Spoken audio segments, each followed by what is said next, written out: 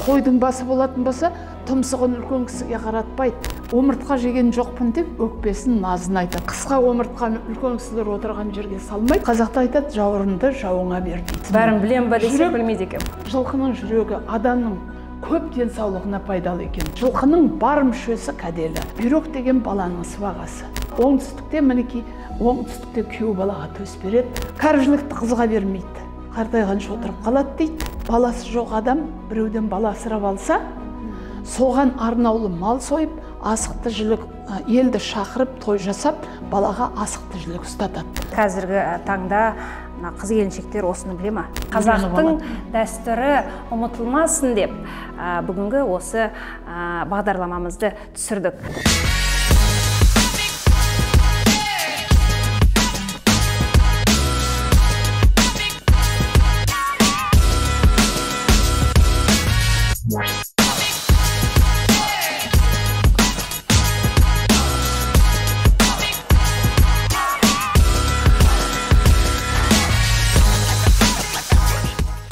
Құрметті оқырмандарым, бүгінгі тақырып барлық қыз келіншектерге, жас қыздарға, жалпы барлық әйелдерге өте қызықты, керекті деп есептеймін. Табақ тарту.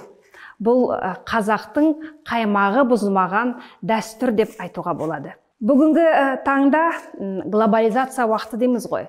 Біз осындай қазақтың дәстүрін ұмытып та кетеміз. Қай қонаққа, қай мүшені беруді білмей қалатын күндеріміз болады. Сондықтан да бүгін мен анамды шақырып, тағы да білмегенімді үйретсін, жас қыздарға үйретсін деп осы бүгінгі бағдарламаны түсірудеміз.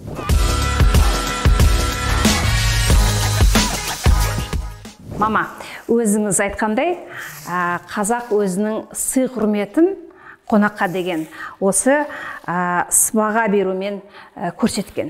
Бірақ бүгінгі таңда жаңа айтып кеттім ғой. Қыз келіншектер қонақ шақырған кезде қай қонаққа қай мүшені беретін білмей қалады. Осыны көрсетіп, Зарина сияқты қыздарға үйрет берсеңіз. Жарайды. Қазір біздің қазақ ежелден келе жатқан қазақ болып адам баласы жаратылғалы, қазақ болғалы осы қыс айларында соғым сояды. Жаз айларында қадірлі қонақтары келсе міндетті түрде мал сояды. Үлкен кішілігіне қарай оның қой сояды дегендей, тай сояды, жабағы сояды дегендей. Бірақ ең негізгі қазақтың бірінен бірі дәмететін жаңағы кәдесі бар. Ол соғым сойған кезде мен сыбағамды жемедім деп ренжейді біріне бірі. Немесе мен сенің үйіңнен биылғы соғымнан омыртқа жемедім дейді. Ал енді үлкен кісінің алдында басты тартады. Басты айта кетейін, жаңағы қойдың басы болатын болса, тұмсығын үлкен кісіге қаратпайды. Мына шүйде жағын қаратып қояды. Бергенде үстіп берген жөн дейсіз ғой. Иә, мына шүйде жағын қаратып қояды, тұмсығын қаратпайды. Зарина тұмсық жоқ қой. Қойдың тұмсығын қаратпайды үлкен кісілерге. Енді қой малын сойған кезде, жаңағы қадірлі қонақ келгенде қойды сойып басын тартады ғой. Соның несіне жаңа шүйдесін етеміз деді, қасына міндетті түрде қойдың шамбас сүйегін қояды. Екеуінің несі жолы бірдей. Бас тұрған жерде жамбас сол кісіге арналып сойылған деген. Сосын біреу жақты қояды, біреу қоймайды. Дұрыс па? Кейбір жерлерде жақты қосып қояды. Зарина, жақ дегенді білесіз ба? Иә, жақ дегенді білемін. Бізде батыста да осылай басын осылай әкеліп қояды. Ер адам апару керек міндетті түрде. Дұрыс. Енді мынау басты кімге беретінін білдік. Үлкен кісіге шеке бергенде де, ауылдан сыбаға жегенде де, мынау алыстан қыдырып келген адамға міндетті түрде мал сояды ғой, қой сояды. Сонда ол кісіге басын қояды, қасына жаңа жамбасын қояды, әртүрлі бір сирағын қояды, қарнын кесіп қояды, немесе жағын қояды.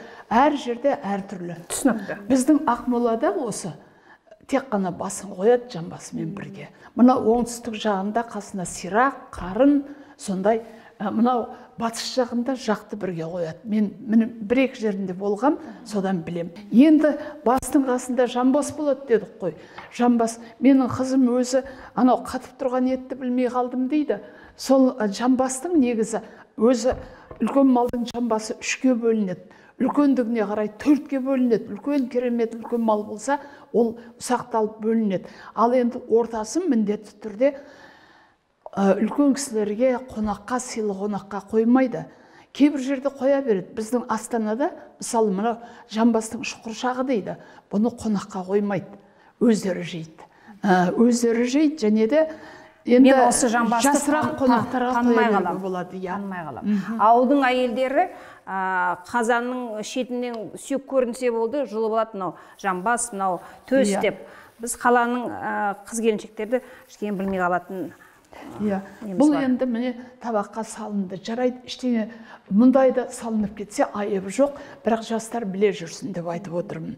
Енді жамбастан кейін омыртқа болады қазақта. Мен мысалы бізді құрдастарымыз, немесе мынау қарақаттардың құрдастары айтады. Кішкентай кезінде самолет дейтін едіңіздер ғой. Мынау омыртқаның әртүрлісі болады. Ұзын омыртқа болады, қысқа омыртқа болады, мынау белдеме омыртқа болады. Бәрібір оның бәрі де мүшеге жатады. Бірақ ең қадірлісі осы қыздарым мынаның түріне қарап, мына самолет омыртқа дейтін. Мама кішкентай кезімізде үйрететін. Көрдіңдер ме, мынау самолет дейтін. Жаттап алу үшін жаңа шында да жаңылыспасын деп айтатын. Зарина. Мынау үлкен, мынау самолет омыртқаның енді құйымшаққа тақау жері. Бұл да бәрібір мүшеге жата береді. Енді кім қалай қасапшының ең сыйлы қонаққа не беріледі, мама? Жаңағы бастың жанында жамбасы жүреді. Ең сыйлы қонаққа жаңа айтып отырмын, биыл сен соғым сойдың, жолдастарың мысалы кейбіреуі сенен соғым дәметіп отыр. Болаттың қонаққа шақырады қарақаттар деп.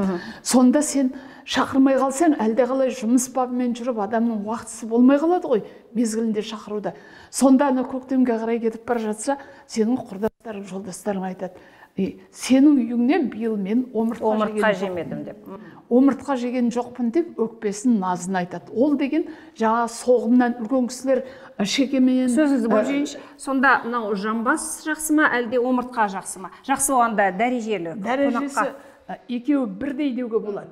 Анау жамбас жаңа үлкен кісіге беріледі, Құран оқылғанда салынады, бірақ үлкен табаққа жамбассыз жасалынбайды. Түсінік. Жамбас міндетті түрде болады, оның ішінде келген қонағыңа байланысты бересің. Міндетті түрде жамбас болу керек. Міндетті түрде қасында мына сияқты омыртқа болу керек.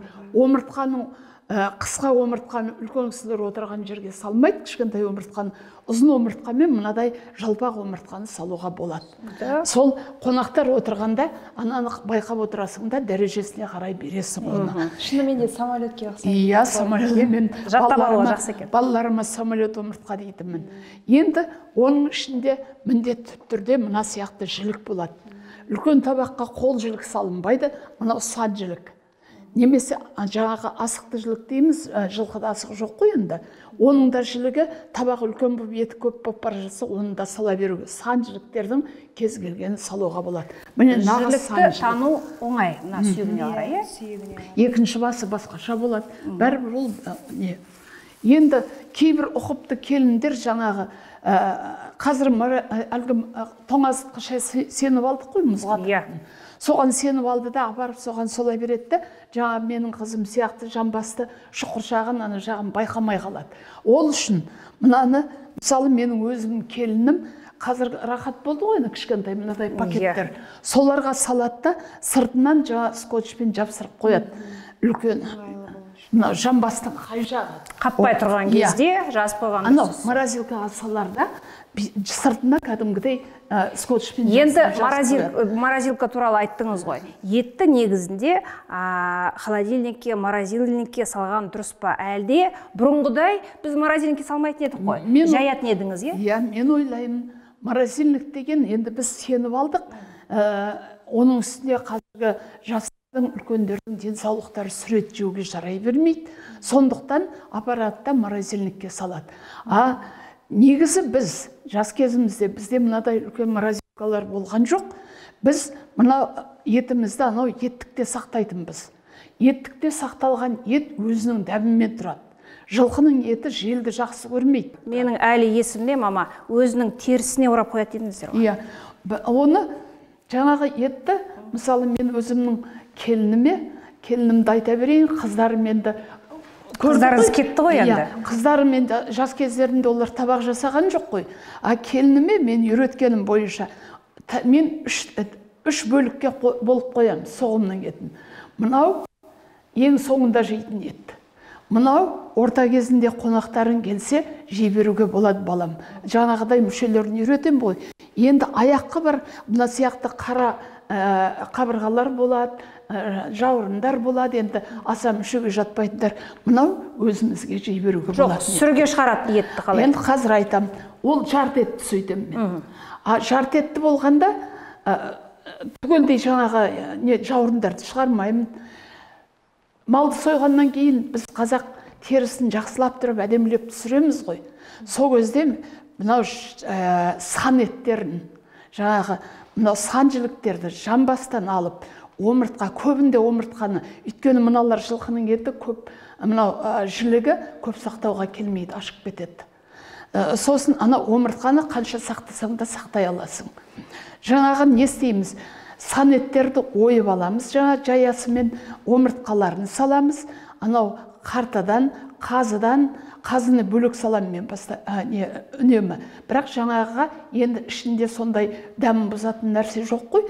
Тігелей жаңа терінің ішіне сойып болғаннан кейін жаңағын түгелдей аламында тұздап теріні ораймыз.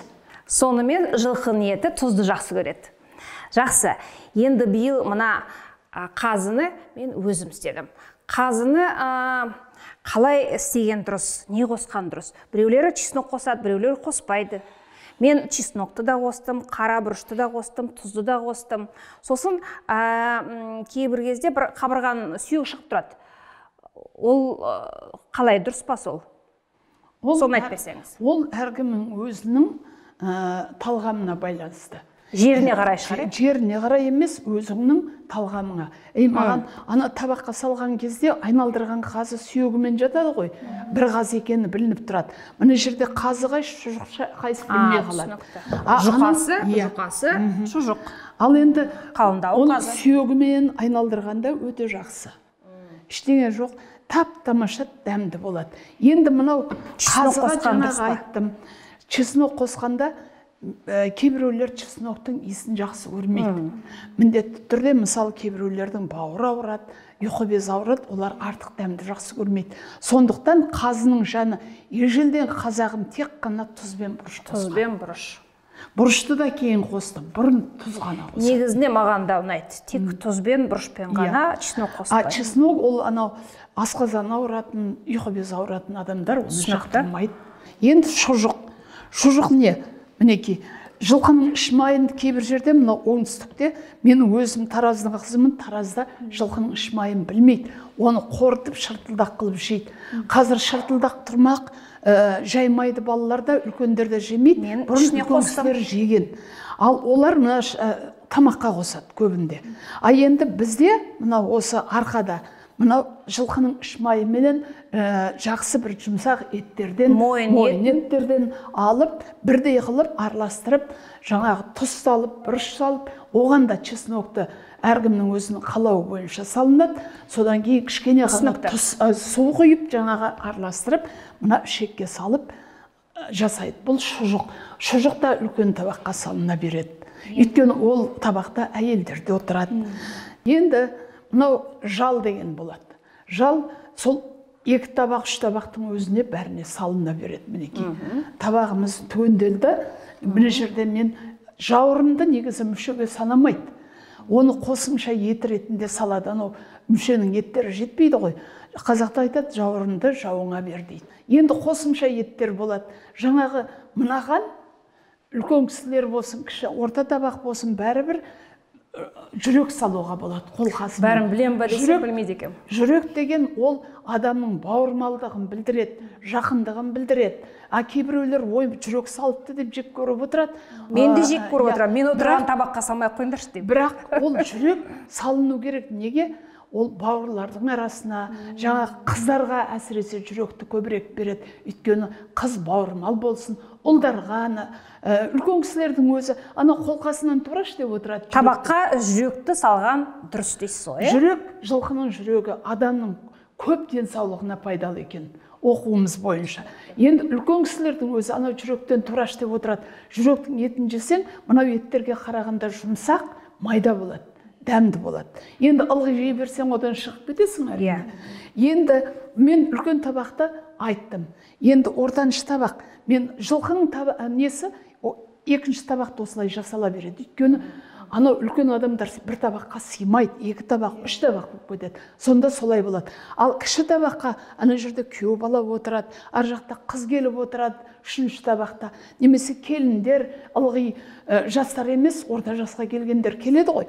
Сол кезде оларға, мыналарға қосымша анау келіннің сыбағасы, немесе күйеу баланың, қыздың сыбағасы деп төс салады. Төс деген мынадай болады. Бұл үлкен табаққа, үлкен күйеу бала отырса да, үлкен табаққа енді кейбір жерде салады. Ал үлкен күйеу бала уже үлкен кісі болып есептелінеді. Сосын жылқының қызға да төс бере бере ме? Иә, қызға, келінге, күйеу балаға. береді деп едіңіз. Мынау қарын үлкен табаққа да барлық табаққа салынады. Жылқының бар мүшесі кәделі. Енді жаңағы ұсақ түйек, бүйректі көбінде қуырдаққа жібереді кісілер. А бүйрек, ана жерде келінім, я болмаса қызым менің жиенім дертіп келіп отыр ғой. Немесе келінім, немерем дертіп келіп отыр. Бүйрек деген баланың сыбағасы. Төс туралы айта кетейікші, қыздың сыбағасы қандай? Қыздың сыбағасы әр жерде әр қалай. Менің оңтүстігімде қыздың сыбағасы жілік деп айтады. Оңтүстік омыртқанаса бағаламайды, жілікті жамбасты бағалайды. А біздің арқа, омыртқамен жамбас, жілік бәрін бағалайды. Ал оңтүстікте, мінекей, оңтүстікте күйеу балаға төс береді, қызға төс береді, келінге төс береді, осы арқада да түсінікті. Енді құйымшақ кімге беріледі? Құйымшақ деген ол кейбір жерде құдағиға салады. Жаңағы жақтың өзін кейбір жерде тілменен қосып құдағиға салады. Мал соғады жаңағы. Қойдың етінде кәржілікті қызға бермейді. Қартайғанша отырып қалады дейді. Сосын асықты жілік. Асықты жілік деген өте бір қадірлі жілік қой, сан жілік. Оны қазақтың бір керемет несі бар. Баласы жоқ адам біреуден бала асырап алса, соған арнаулы мал сойып, асықты жілік елді шақырып, той жасап, балаға асықты жілік ұстатады. Асықты жілік ұстатып, асырап алды деген сөз содан шыққан. Жауырынды жаңағы мынау жай қосымша ет болып кете береді. Мама, қалай деп ойлайсыз қазіргі таңда қыз келіншектер осыны біле ма? Мысалы, менің жасымдағы келіншектер, менің жасымда бірталайға келді, енді жаспын деп айта алмаймын. Біз білеміз, себебі ауылда өстік, сіздер сияқты адамдардан тәрбие алдық. Қаладағы қыздар біле ма осыны? Өзіңіздің байқауыңыз қалай? Мен ойлаймын, қаланың көбі соғымда соймайды ғой. Ана табақтап алады, немесе сандап алады. Сондықтан олардың көбі білет деп ойламайды. Сонда не істеу керек білу үшін? Енді білу үшін осылай үлкен кісілерді тыңдау керек. Үлкен кісілер барлар жаңағы үйренеді. Анасы қызына, қызы өзінің қызына. Енесі үйретеді келіндерге.